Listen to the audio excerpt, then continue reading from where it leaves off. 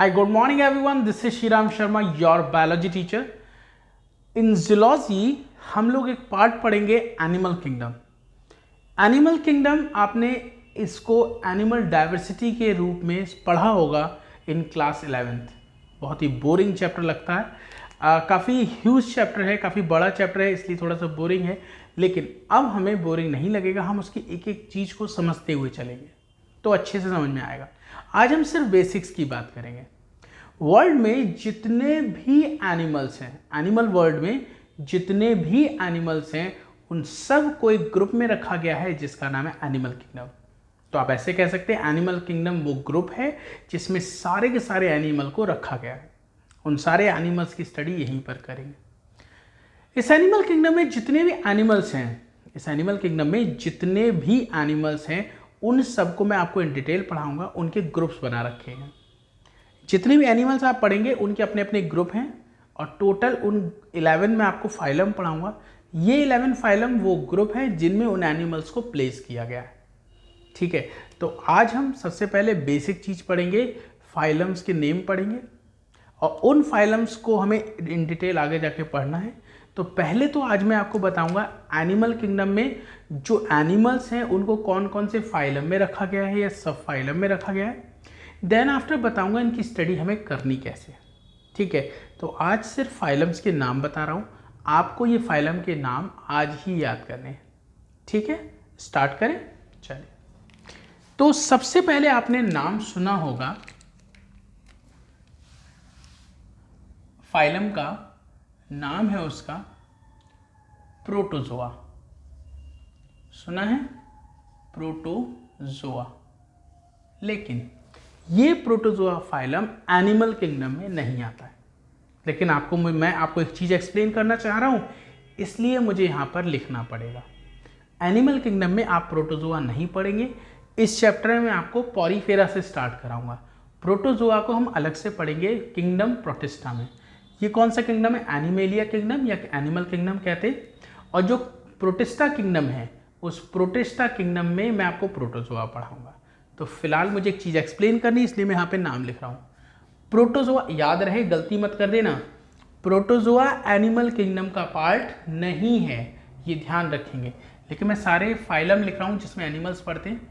Protozoa, then Porifera, मैं इसको इसीलिए अलग से अंडरलाइन कर दे रहा हूँ, बाकी को नहीं करूँगा। फिर आएगा पॉरीफेरा। पॉरीफेरा के बाद आप पढ़ेंगे सीलेंट्रेटा। कौन सा फाइलम पढ़ेंगे बेटा? सीलेंट्रेटा। सीलेंट्रेटा के बाद हम पढ़ेंगे टीनोफोरा। देखिए यहाँ पर सी साइलेंट है तो हम पढ़ेंगे टीनोफोरा।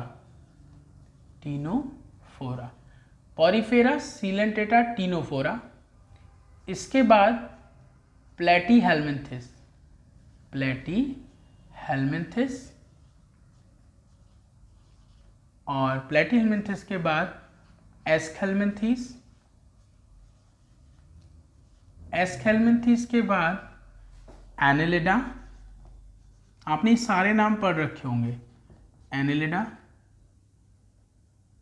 एनेलिडा के बाद हम पढ़ेंगे ऑर्थ्रोपोडा। ऑर्थ्रोपोडा। ऑर्थ्रोपोडा के बाद पढ़ेंगे मोलस्का।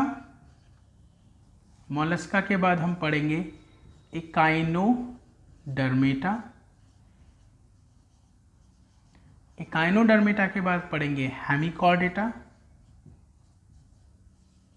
हेमिकॉर्डेटा के बाद पढ़ेंगे लास्ट फाइलम कॉर्डेटा।